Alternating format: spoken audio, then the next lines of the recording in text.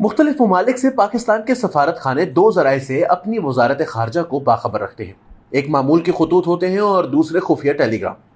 खुफिया टेलीग्राम में सफ़ीर इस मुल्क के अवाम और हुकूमती सफ़ों में पाकिस्तान के बारे में सोच का तज्जिया अपने अल्फाज में करते हैं।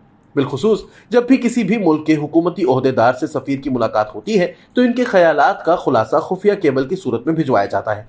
जाहिर है इसमें इस सफ़ीर के अपने ख्यालात और तज्जियाती सलाहियत का भी दखल होता है।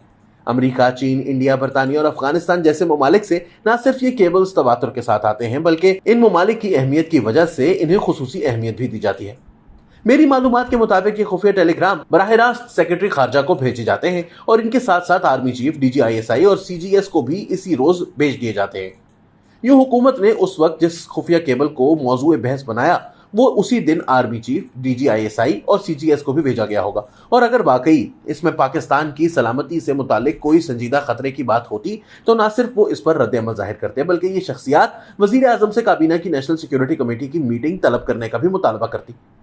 पाकिस्तान के बारे में अमरीकी ये भी जानते हैं कि अगर धमकी देनी हो या फिर कोई पेशकश करनी हो तो अस्करी क़यादत को की जाती है, ना कि वजीर खारजा या वजीर आजम को। मसलन जब ज़ल्मे खलीलजाद हर हफ्ते पाकिस्तान आते थे तो कभी ऐसा नहीं हुआ कि वो आर्मी चीफ और DGISI से ना मिले हों, लेकिन वजीर खारजा और वजीर आजम से वो सिर्फ एक मरतबा मिले। मैं पूरे दावे से कह सकता हूं कि यह बात बिल्कुल झूठ है कि CIA चीफ जब पाकिस्तान आए थे तो इमरान खान ने इनके साथ मुलाकात से इनकार किया था, बल्कि हकीकत यह है कि इमरान खान को इनकी पाकिस्तान आमद और आर्मी चीफ और DGISI से मुलाकात का पता ही तब चला जब वो पाकिस्तान से वापस जा चुके थे। इस पस मंजर को सामने लाने से मकसूद ये है कि अमेरिका को अगर कोई संजीदा पैगाम देना होता तो वो बराह रास्त अस्करी क़यादत को देता, ना कि वहां पर मौजूद हमारे सफ़ीर को। अब ये तो हम सब जानते हैं कि इस वक्त अमेरिका पाकिस्तानी रियासत से नाराज या नाला है। एक वजह तो अफगानिस्तान है, दूसरी वजह यह है कि अमेरिका की ख्वाहिश है कि पाकिस्तान माजी की तरह सिर्फ इसके कैंप में रहे, लेकिन जनरल कियानी और आसिफ जरदारी के दौर में पाकिस्तान ने रूस और चीन के साथ स्ट्रेटेजिक ताल्लुकात का आगाज करके यह पैगाम दिया था कि पाकिस्तान मजीद अमेरिका की तरफ नहीं देखेगा। उस दौर में सिर्फ अमेरिका के खिलाफ बराए नाम नारे नहीं लगाए गए थे बल्कि नेटो सप्लाई बंद की गई, बलोचिस्तान में इनके अड्डे वापस लिए गए और सप्लाई तब बहाल की गई जब अमेरिका ने मुआफी मांगी।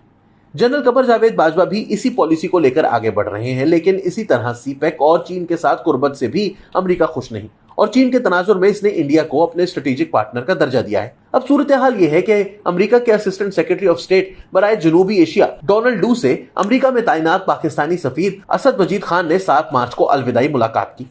मेरी मालूमात के मुताबिक उस मुलाकात में इनके साथ एक और सफारतकार भी मौजूद थे और वो भी पाकिस्तान में अपने बॉसेस को बता चुके हैं कि ऐसी कोई बात नहीं हुई जिस तरह हुकूमत पेश कर रही है। इस मुलाकात में शायद उन्होंने रिवायती तौर पर पाकिस्तान से मुताल्लिक रिवायती गिले शिकवे किए हैं। चूंकि टर्म खान एडमिनिस्ट्रेशन का इस्तेमाल होता है इसलिए शायद इस मुलाकात में भी उन्होंने ये जिक्र किया है।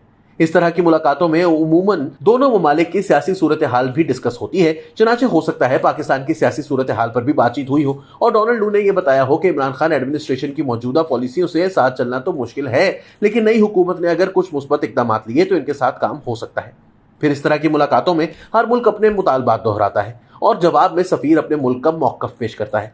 बाज़ औक़ात वो ओहदेदार मुतालबात पूरे ना होने की सूरत में मुमकिन नताइज का भी जिक्र करता है और हुकूमत जो तासुर दे रही है इससे बज़ाहिर यूँ लगता है कि शायद डोनाल्ड डू ने मुमकिन नताइज का भी जिक्र किया हो। अब इस मुलाकात का खुलासा और तज्जिया असद मजीद खान ने पाकिस्तान भिजवाया और जाहिर है कि ये उसी रोज़ सेक्रेटरी खारजा के साथ मज़कूरा अस्करी हुकाम के पास भी गया होगा।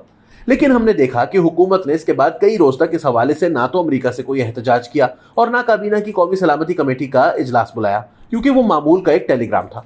कई रोज तक हुकूमत ने इस टेलीग्राम का किसी फोरम पर कोई जिक्र नहीं किया, लेकिन जब अदम एतमाद की तहरीक पेश हुई तो इमरान खान साहब ने अपोजिशन को मुदाफ़ती पोजीशन पर लाने के लिए इस टेलीग्राम का सहारा लेकर यह प्रोपेगेंडा शुरू कर दिया कि अमेरिका ने 7 मार्च को इन्हें धमकी दी और इसी टेलीग्राम में यह बात भी है कि अदम एतमाद की तहरीक अमेरिका के इमा पर लाई जा रही है। इस दावे से सिक्योरिटी एस्टैब्लिशमेंट और खुद अमरीकी हक्का बक्का रह गए। व्हाइट हाउस और स्टेट डिपार्टमेंट ने तरदीद कर दी। मुलाकात करने वाले डोनाल्ड डू ने भी टीवी इंटरव्यू में कह दिया कि अदम एतमाद या धमकी की कोई बात नहीं की। सफीर असद मजीद के साथ मुलाकात में मौजूद दूसरे सफारतकार भी मुतल्लिका हुक्काम को बता चुके हैं कि ऐसी कोई बात नहीं हुई। चुनाचे फेस सेविंग के लिए इमरान खान ने कई रोज बाद कौमी सलामती कमेटी का इजलास बुलाया और इसमें निस्फ दर्जन गैर मुतल्लिका वजीरों को बुलाया। कमेटी को अपनी मर्जी की ब्रीफिंग दिलवाई, फिर प्रेस रिलीज भी खुद जारी की, लेकिन प्रेस रिलीज में ना अदम एतमाद का जिक्र है, ना अमेरिका का नाम है और ना हुकूमत गिराने के लिए साजिश का जिक्र। इमरान खान और इनके गोएबल्स ने ये प्रोपेगेंडा शुरू किया कि इनके दावे की सर्विसेज चीफ्स ने भी तस्दीक की है। اس سے بڑا ظلم یہ کیا کہ اس ٹیلی گرام کو بنیاد بنا کر آرٹیکل 5 کی آڑ لے کر انہوں نے ڈپٹی اسپیکر سے عدم اعتماد کی تحریک واپس کروائی اور پھر اسمبلی توڑنے کا اعلان کیا۔ گویا اس ایک ٹیلی گرام کی بنیاد پر انہوں نے ڈپٹی اسپیکر سے ڈکلیئر کروایا کہ اپوزیشن کے تمام رہنما اور ممبران اسمبلی غیر محب وطن ہیں۔ اب یہ ضروری ہو گیا ہے کہ اس ٹیلی گرام کی حقیقت واضح کی جائے، کیونکہ اپوزیشن کو غیر محب وطن قرار دینے، پھر اس کی آڑ میں عدم اعتماد پر ووٹنگ کی بجائے آئین شکنی کر کے اجلاس ملتوی کرنے اور پھر اسی کی آڑ میں اسمبلی توڑنے جیسے سارے افعال کی عمارت اس ٹیلی گرام پر کھڑی ہے۔ پاکستان خارجہ محاذ پر مذاق بن گیا، لیکن اس ٹیلی گرام کی حقیقت واضح کرنا اب لازم ہو گیا ہے۔ جہاں تک میں سمجھا ہوں، امریکی سازش کا ڈرامہ خود عمران خان کی سازش کے سوا کچھ نہیں۔